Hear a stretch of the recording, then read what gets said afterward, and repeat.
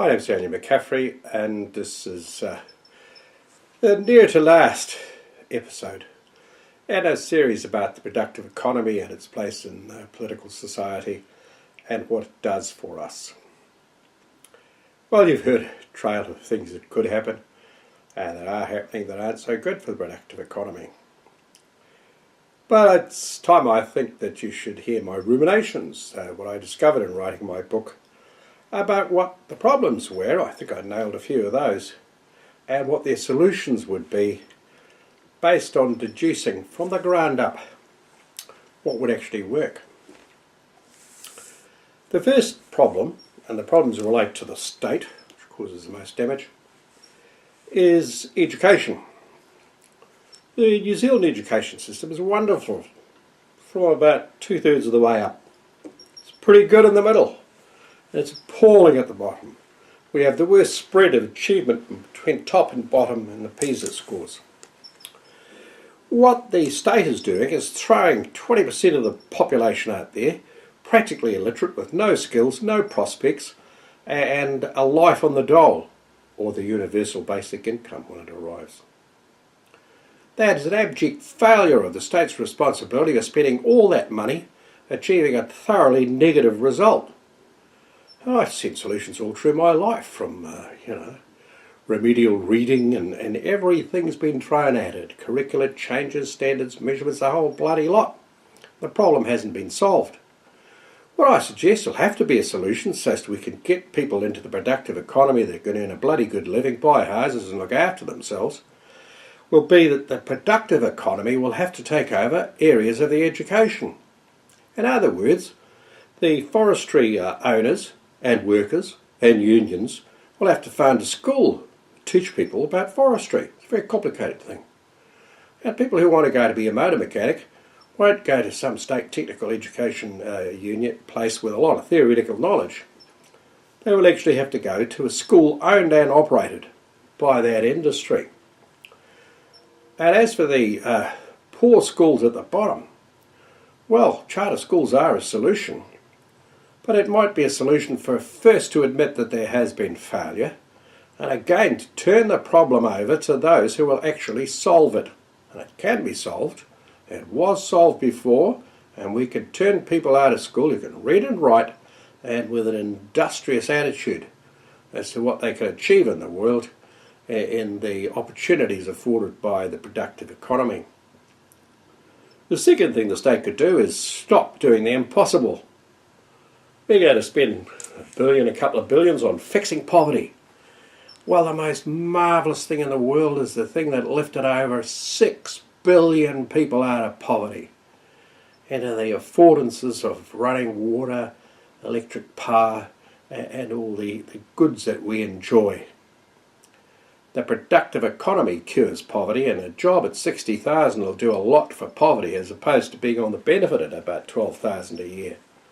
And that is where the solution lies, not taking $1 billion from the productive economy, crippling the opportunities that the businesses and the workers in that economy might have had, and leaving it with them to create the prosperity that would create jobs and the end to poverty.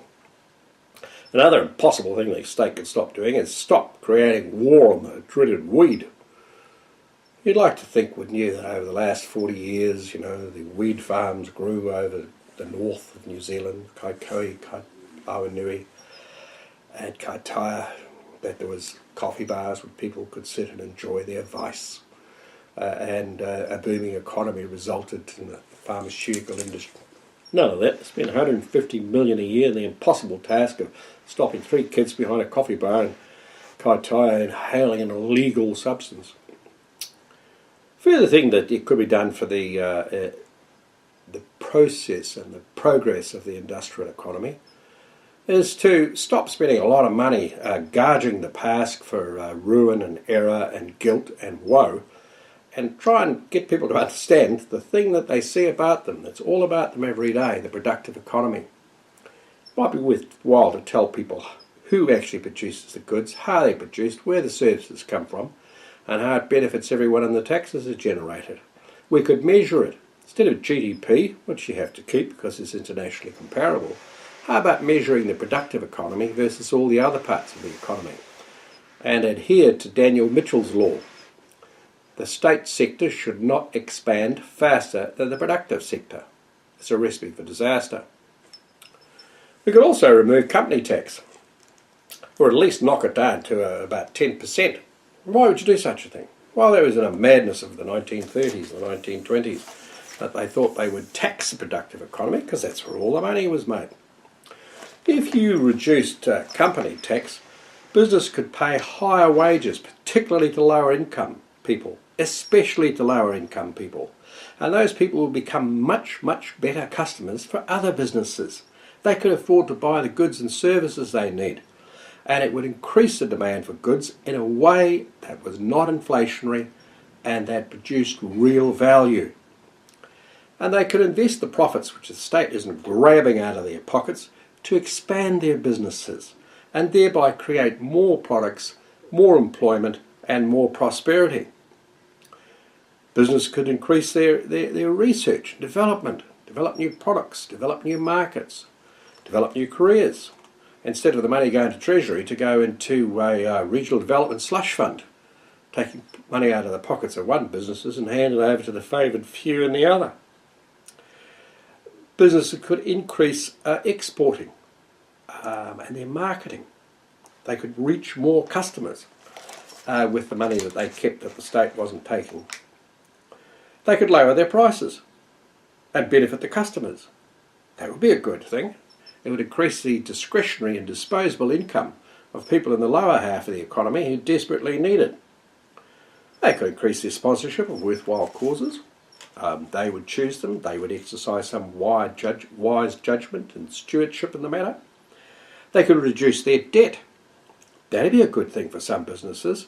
Instead of wheeling along on the knife edge of liquidation and insolvency, they could have a few bits of capital in the business to keep it funded and resourced. That'd be a good thing. If you remove the company tax, it would encourage investors and owners to leave the money in the business instead of dragging it out to buy a new BMW or a new batch or tile the bathroom with Italian marble tiles imported from overseas.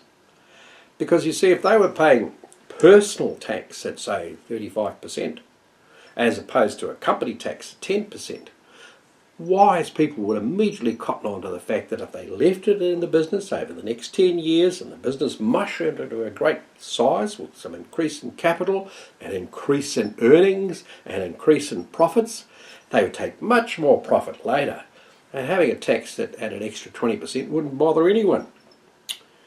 Debt is tax deductible. But if businesses were funded from equity, from capital, from shareholders, then they'd be so much better off, and there'd be a lot more cross-shareholding of people who owned a company but invested in other companies. Because increased capital strengthens a company. Debt doesn't. So the other thing would be a hell of a boom and actual money about.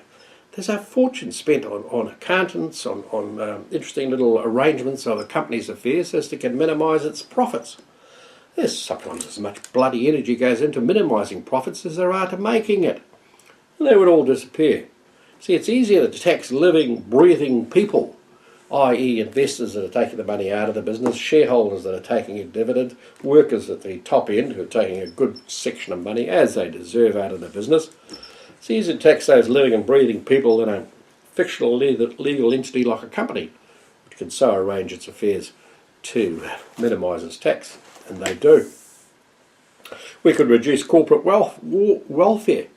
Instead of spending $1 billion, taking money from one set of businesses to another set of businesses who are favoured, who pitched a good story to a bunch of bureaucrats who got the minister swooning over the potential of their industry, leave it where it was. They'll work on it. It's got 150 enterprises going day by day. So instead of taking the money out of their pockets and giving it, leave it where it was. So that would be a good thing. A thing that you shouldn't do, in my view, would help the productive economy, is not have wide tax cuts for income earners. I forget the name of the economist whose law it is. $1 in the hands of a poor person is worth vastly more dollars in the hands of a rich person. So if you're going to have income tax cuts, which I don't think is such a brilliant idea, when you have across-the-board tax, civil servants are not going to increase their productivity one whit, get an extra 20,000 in the bank. So do those very wealthy people who work for local government. And nothing else happens. Whereas, of course, if you lower corporate taxes and leave income taxes alone, then you're leaving money in the productive economy where all things are made. And finally, you could remove the burden that causes poverty. The worst cause of poverty, the greatest cause of poverty in New Zealand is excise taxes. You have no idea the incredible damage that it does. And here's a challenge, here's an experiment. If you want to really go and look how much damage it does, go to Panmure, go to Otahu, go to Nainai. Not that Nainai is that poor. And see if you can buy a cup of coffee. Here's a challenge for you. See if you can find a coffee shop in Panmure that'll sell you a latte or a chai latte or a mocha or whatever. You can't. And if you've wondered why those $1 and $2 signs are appearing in Pack and Save, here's the reason: excise taxes. They take about $1.5 billion out of the pockets of the poorest people in New Zealand. Some people who get the unemployment benefit of $190, there's $20 income tax taken away. Then there's $130 excise duty taken out, if not in some cases $150. You try and figure out what's left out of $190. Minus the tax $170, minus the excise taxes, GST, and fees for all sorts of things, $150. Yeah, you're left with the guts of $30 to survive the week. And then people say, oh, why is there beggary? Why is there so much poverty around? $1 in the hands of a poor person is worth 100 times what $1 is worth with someone with an income of $200,000 a year. It doesn't take much to figure that out. And so the removal of all excise taxes, they could be balanced with an increase in income tax for those who would benefit from petrol and alcohol consumption. Those are the things that could be done to galvanise the productive economy, and basically they come down to that premise as one should use with all complex systems, the human body, nature, the environment. When things are incredibly complex, such as the productive economy is, the first rule is do no harm. Do not harm it. You may not know what's good for it. You can't plan it. You can't adequately shape the directions it's taking. But you can stop the harm. And that would be the first priority. Those are my solutions to what I see are the problems solvable that affect the productive economy in the midst of the lobby groups, the political parliament, parties, and the government.